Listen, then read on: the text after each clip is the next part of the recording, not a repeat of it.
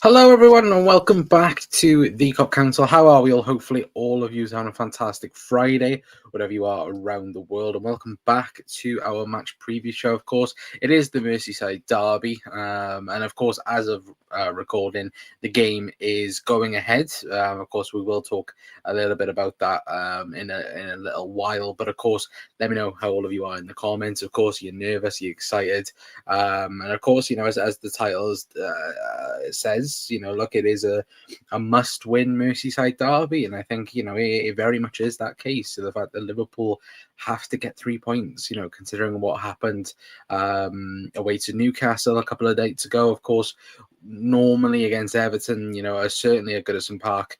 Of course, we know the type of situation there in terms of, again, Liverpool over the years haven't come away with the win. I believe that the last time Liverpool did win, I think was the 21-22 season, wasn't it, where we went away, I think, around Christmas time and ended up beating them, I think, 4-1 in the end. And I think, look, if we could do another performance like that, then great, and it will be great, especially because it is the last Merseyside derby at Goodison Park, of course, before they move into their Tesco arena, or whatever you want to call it. Anyway, I know that's going to trigger a few people by me saying that, but I think overall, I think when you do look at it, of course, it's going to be a tough game, especially, of course, with the weather that is, of course, predicted to happen if the game does go ahead. So, again, we could be in one hell of a roller coaster for tomorrow. Anyway, but we'll talk a little bit about it. Of course, anyway, we're going to talk, obviously, Liverpool and Everton. Of course, we'll speak about Arne Slot and what he had to say earlier on in his press conference. Of course, the main one is, could the game get abandoned tomorrow? I think that's a big question. Of course, the game being postponed. Of course, we'll talk through that. Of course, anyway, and throughout the show as well, I'm going to talk about this man, Darwin Núñez. I know certainly after the Newcastle game, I think a lot of people had, their opinions on Darwin Núñez, and I just want to, come on and have my thoughts on it as well. Anyway, but let me know again your guys' thoughts, and let me know how all of you are as well in the comments. But Hero saying 100% as well. Big up Hero, hope you're doing well. I hope Keller comes back with a strong performance tomorrow. Not going to criticize him after one mistake as well. I think, look, I'm all fine with it, again, him. If that's the one mistake he makes from now into the end of the season, I'm more than okay with that. Hopefully towards the end of the season, but you need a strong performance. I will say that I think he needs a very strong performance against Everton, because he's going to get tested with the same type of situation. I think Arne Slot mentioned it earlier, didn't he, in terms of, again, teams now will probably target that area in terms of the long ball, and trying to win free kicks off Liverpool. And Kelleher has to rectify that in that aspect of things. Again, if he makes a similar sort of mistake, then obviously Alisson's coming back, so it's necessary. The fact that, again, we all know Alisson's just going to walk back into the team, and there's no debate about that, in my opinion. I think Alisson definitely, he is clearly the number one, and rightfully so. But Kelleher needs to finish this little period on a very high, because I think everybody has seen since he's come into the team what he's achieved in terms of, again, solidifying his place in this Liverpool team. Again, causing a lot of Liverpool supporters to maybe even question who is Liverpool's number one in that sense, and given the opportunity, in terms of, again, Alisson needs to work his way back into the team. I think Keller has been good, but I think obviously Alisson, I don't think we draw that game against Newcastle. I think we win that game if Alisson's in goal. But that's just, again, hopefully it's just a freak circumstance anyway, in many ways. But I hope the roof stays on around here for the game tomorrow. 90 miles per hour winds. Yikes, as well, says Hero. And yeah, no, it is a massive yikes. And we'll get talking about it, of course, because that is the big one for the game, of course, in the morning. Of course, it would be 12:30 as well, Merseyside derby, which, yeah, of course, if anybody has not seen, of course, I think Merseyside's been given an amber warning for wind, which, again, I think it might turn into a red warning as well at some point. And of course, from tonight at 1 a.m. till I believe Sunday at 6 a.m. I think they've issued that warning for wind, of course, which whether or not that will disrupt again the game going ahead, who knows? But what we know so far is that a decision won't be made until the morning. So supposedly the rumors going around at the minute that between 8 and 9 a.m. we'll know whether or not the game's going to be on or off. Again, no word from the Premier League, or again, Liverpool have come out with their own statement earlier on with Everton, which of course they both released on social media as well. Of course, I got the statement in front of me. Of course, they did say supporters attending Saturday's Merseyside derby at Goodison Park are advised to allow extra time to travel and remain alert to Met Office weather warnings. Of course, obviously, like I said about in terms of there being an amber warning for, again, what it says on here is 70 miles per hour winds. Of course, we do expect it probably to be a bit more.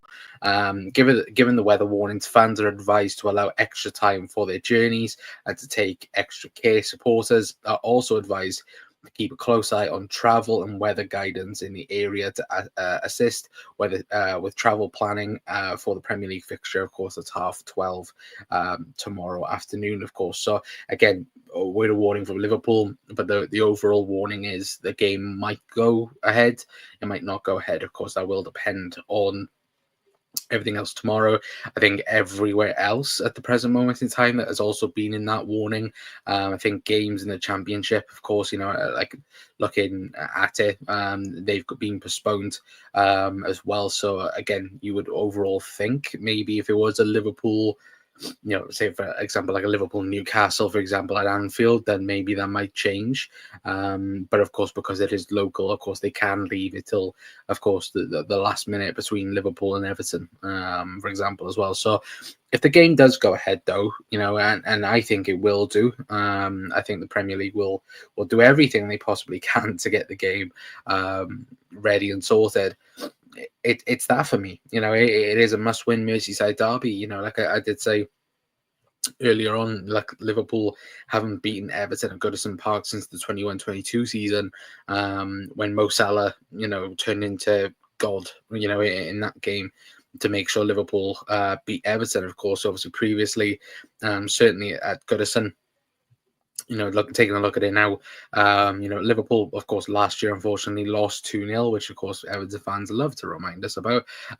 We drew in September 2022 0-0. Of course, then we beat them 4-1 in December 2021. We drew in 2020 as well. They away from home. So again, Liverpool have only won at Goodison. What's that? 1, 2, 3, 4, 5, 6, 7, 8. We've only won twice in our last 8 visits at Goodison, which isn't great, when you do look at it. And that needs to change, certainly for the title race, of course, us being 7 points ahead now of Chelsea and Arsenal, who will, of course, smell blood if Liverpool do end up dropping points yet again. And it will allow, the door to swing wide open. And I think Liverpool definitely have to, in my opinion, have to win this game, and it is a must win. I think if we had beat Newcastle on Wednesday, I think Liverpool could have got away with a draw away to Everton. Of course, we all know, like I said, draws are mainly, the result in this game. But looking at the more recent win for Liverpool, of course, it was Jordan Henderson, Mo Salah double, and Diogo Jota getting the goals. And again, that game in particular, Liverpool, I think, could have had 5, 6, 7, if my memory does serve me correct. And yeah, looking on XG, Liverpool had 3.66, 70% possession, 16 shots on target. So again, Liverpool pretty much dominated the game in that aspect of things as well. And taking a look at the team, again, it was pretty much, the team that season that was going on to pretty much go all the way in terms of the quadruple, obviously right until the end. But it'll be a big one tomorrow. Of course, looking at the overall outlook at Liverpool. Of course, we're without Alexis McAllister because, of course, he is suspended from the game. Of course, Arne Slot did confirm that, again, will be no Alisson. It looks like no Federico Chiesa or Diogo Jota, even though Diogo Jota did take part in team training tonight. But again, it looks like he will be out for the Merseyside derby. It comes a bit too short for him as well. But you would probably assume Girona on Wednesday, you'd expect all three to probably be back, which is a massive bonus for us. I don't think, we've seen plenty of times the impact that players can have returning, and it is a huge impact in many ways. But I also think as well, having somebody like a Diogo Jota, now when we speak about Darwin Núñez, Diogo Jota will be huge for Liverpool's season going ahead because, again, if he can stay fit, Jota will grab 5-10 extra goals where you look in a game and you go, look, if anyone else was on the pitch, could they get the goals for Liverpool? And maybe not in that aspect of things, and that's something that you will rely on throughout the season in many ways, I would suggest anyway. But look, overall, on the injury news, of course, it's great the fact that we've got no fresh injuries. Obviously, Shane Mack is suspended, but of course, he did speak about Ryan Gravenberch and Curtis Jones and Dom Szoboszlai mainly part, in terms of, I think a question it was around Ryan Gravenberch, but he did mention the whole midfield, and it does look like that will be the midfield for tomorrow, which again, I'm more than happy with. That's my midfield for tomorrow, and I think pretty much, I think the big question is for Liverpool is the front three. I do think that's a big conversation, and it does concern him a little bit in terms of Darwin Núñez, and obviously getting a lot of criticism over the last few days. Throughout again the missed opportunities that he did take, and of course everybody is kind of now piling on in terms of again their thoughts on Darwin Núñez. For me, I love the lads, and I do. I love Darwin Núñez as a player, as a person, but there has to be some sort of point where you do look at it and you go, when is enough? When is it enough? Because taking a look at the statistics now, 18 games, 3 goals, 2 assists, and I know before anybody comes at me, I know Jota has scored, I think, the same sort of goals. But his overall play is good, and it is good. His counter pressing for the team, his overall play, I think, is really good for Liverpool. And I really do believe that. But for Darwin Núñez for the money that Liverpool paid for Darwin Núñez, and for the expectation, I think everybody thought, like, oh, first year he'll settle in fine. Second year will be the year that he, gets better. Third year, you think, okay, he'll get, now he'll be fully enrolled in that sense, and he'll fully, you'll get the best out of Darwin Núñez. I think even Arne Slot spoke, but when he came into the club, that Darwin Núñez was one of the players that he was very keen to work with, and it isn't working, and there is a few chances for Darwin that he's making, and he's not getting that final pass. He's not getting there's a few times in Newcastle when he made good runs, and nobody picks him up in terms of that final pass. But when he's in front of goal, it is that question of, is he going to score? Is he going to absolutely batter it 10 yards, to the left of the post? And that is the problem with Darwin Núñez, that there's no composure there. There's no. I feel like even in his own head, he makes it up on the spot. Where you get, a striker, and you feel, somebody like a Harry Kane, for example, turn around and go, oh, you can be precise with what you want to do. As soon as you get the ball, as I drop my pen, you could turn, shoot, and that's what you do. I feel like Darwin Núñez doesn't do that, which, again, it works both ways, because I think Darwin, again, there's been times throughout his Liverpool career so far where, again, he'll turn around and cause absolute chaos and be absolutely brilliant sometimes. But I think everybody now is having that thought process of, maybe we do need to look elsewhere in terms of an out and out scorer, or even a player that will bring the best in terms of the wingers, and more of an Arne Slot striker in that sense. I know that, again, plenty of people on social media have had their thoughts in terms of players that, of course, could replace Darwin Núñez, or could come into the team. I know that there's been people saying João Pedro, obviously Matheus Cunha as well. I think even a few people were shouting, of course, for Omar Mamouche, who is currently doing amazing in the Bundesliga. But I feel like he is kind of like the flavor, the one season flavor, in terms of, again, like a Luka Jovic, who, again, I might be wrong with that. Whether or not the club does go for a striker in the summer will be interesting. But I do think his Liverpool career is under threat, and I do think that, and it is unfortunate, because when after the Champions League final, and I think all of us, back in the 21-22 season, when all of us was like, Liverpool need an out-and-out striker, Liverpool need to go in a direction where they can link the play up, but also we do need an out-and-out striker. And of course, at the time, obviously, Erling Haaland, I think, was going to go to City. Every single top European club was looking for a striker. And then Darwin Núñez, we seen for our own very eyes, what he did, again, for Benfica, in that season. He was unbelievable for Benfica. And when he played us, you had the likes of Virgil speaking his praise and saying he's, again, one of the top strikers in the world. And that Darwin Núñez we've never really seen. And I would say it. I do think if Darwin Núñez, of course, coming to the Premier League, it's hard by itself, and of course, learning the language, and of course, getting comfortable with life here, it is hard for players.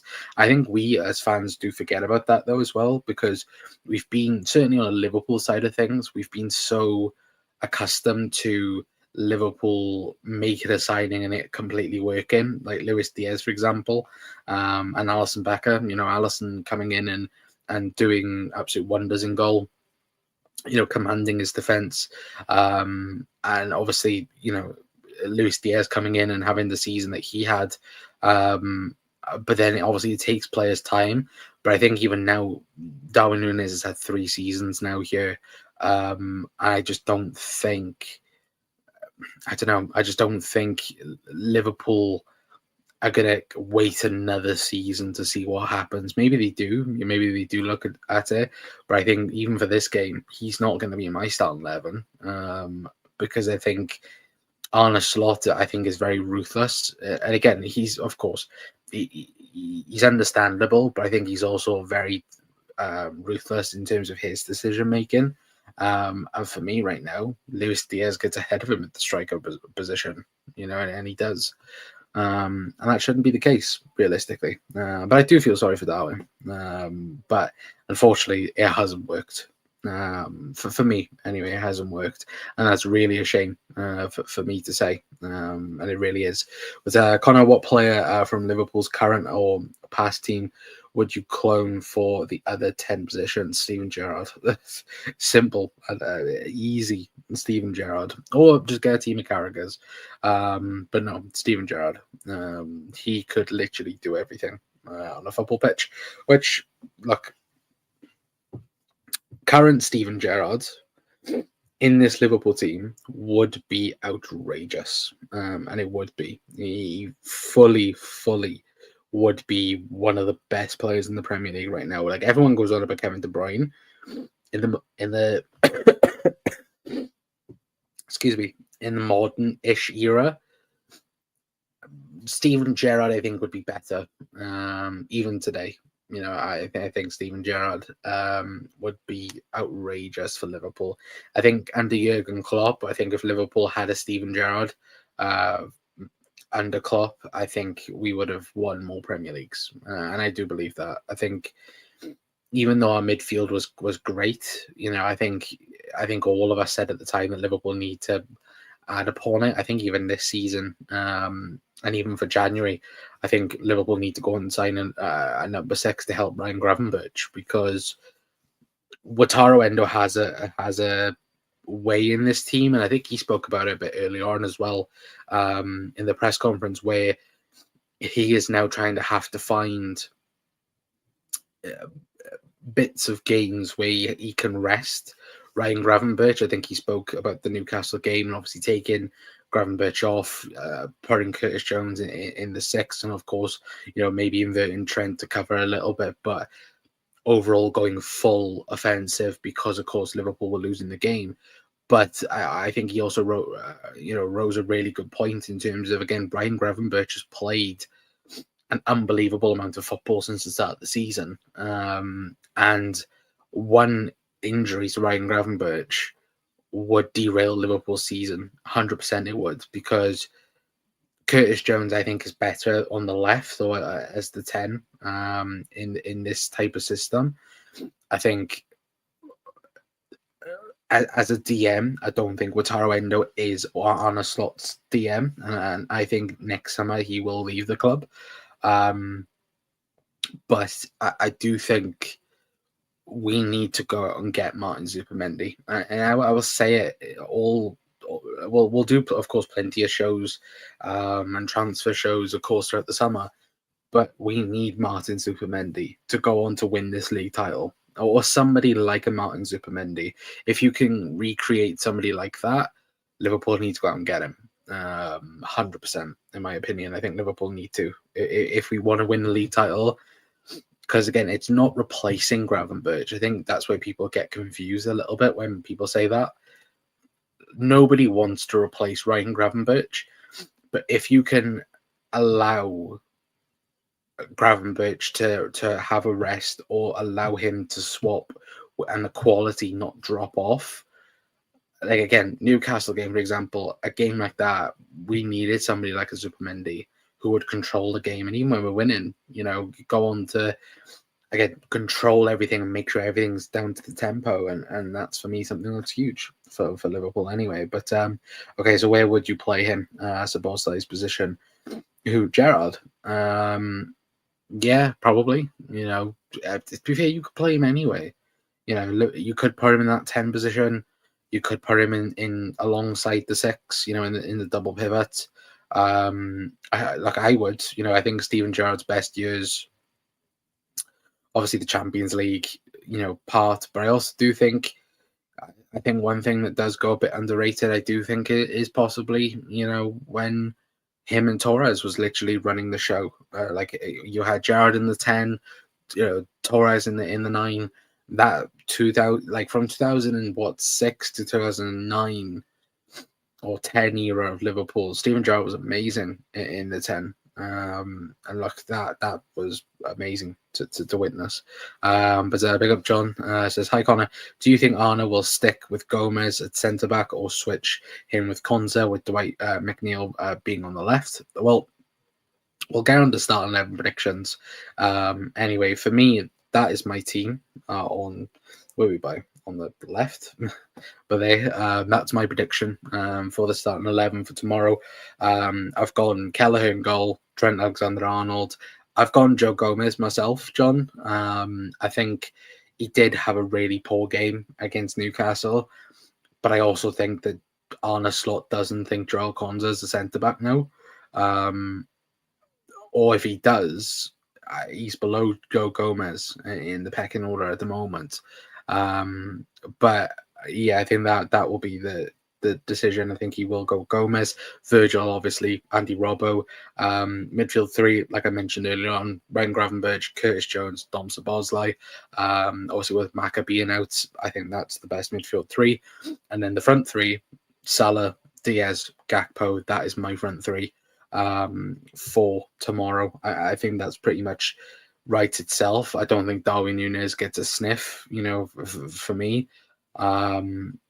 Maybe Arne Slot might think different, of course, playing against Everton, but I think that is our best available team at the moment. Obviously, McAllister would be in it. But I think that front three is our best front three at the moment with injuries. But I think that's the strongest team that you can put out to beat Everton, for sure. And look, hopefully we do go on to do it as well, because I'm going to go 1-0 Liverpool. I don't think it's going to be a high-scoring game. I think it will be close. And I also think it will be 1-0. I think Mo Salah will score.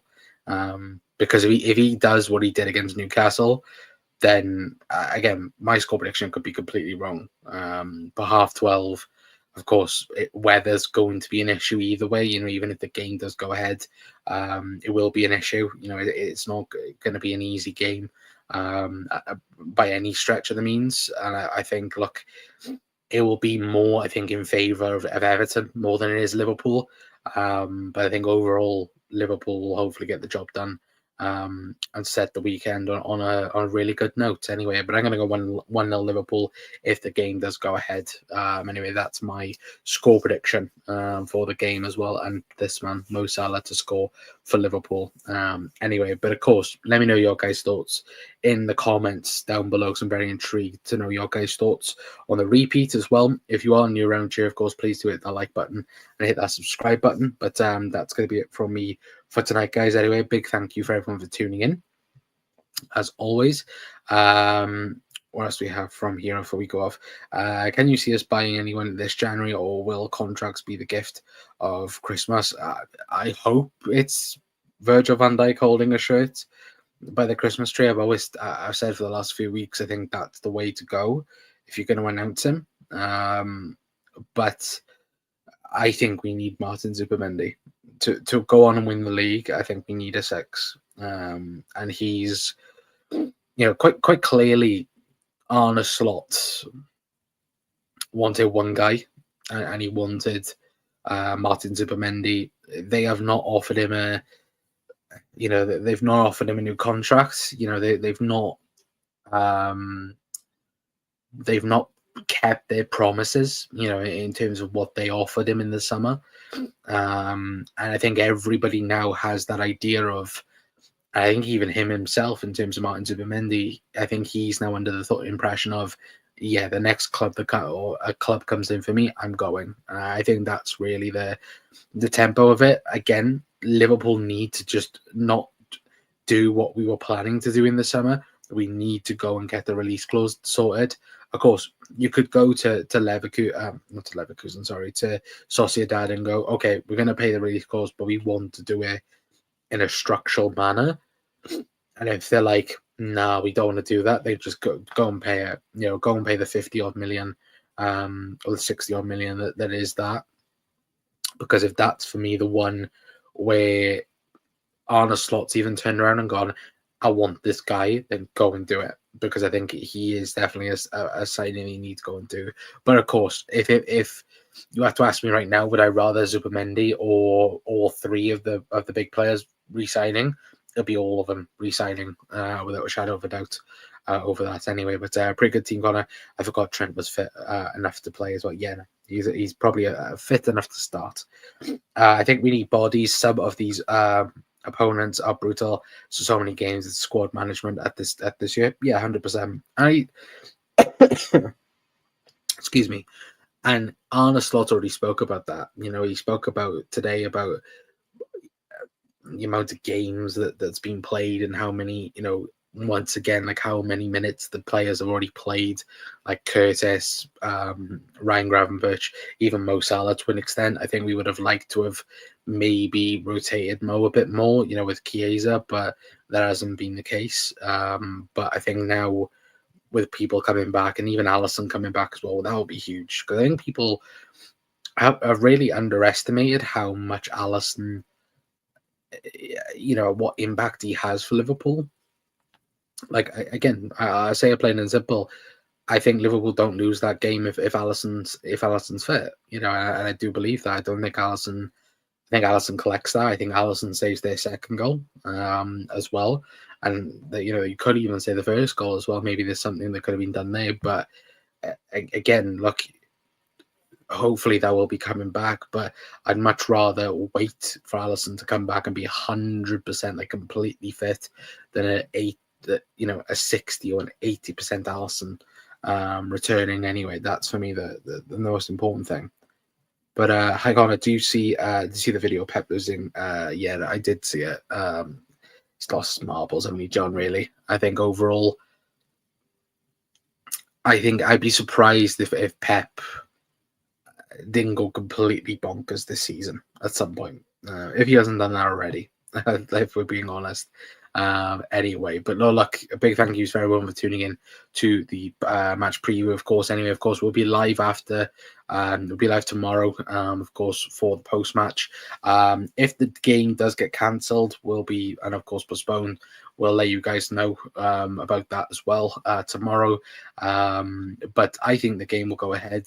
But of course, look, safety is the main important thing. And if they feel the game can't go ahead, then look, we'll have to just do it in a few weeks' time against the Ev at Goodison anyway. But hopefully you guys have enjoyed anyway. But Hero says he must be hard to live with, crazy guy with money. Possibly. Anyway, but hopefully you guys have a fantastic rest of your Friday anyway. Hopefully everyone has a good weekend as well. But hopefully, again, Liverpool can start the weekend with a win against the Ev. Anyway, and of course, keep the title fight going as well anyway. But until next time, that's going to be it from me. I've been Connor from the COP Council. See you guys tomorrow. Ta-ra.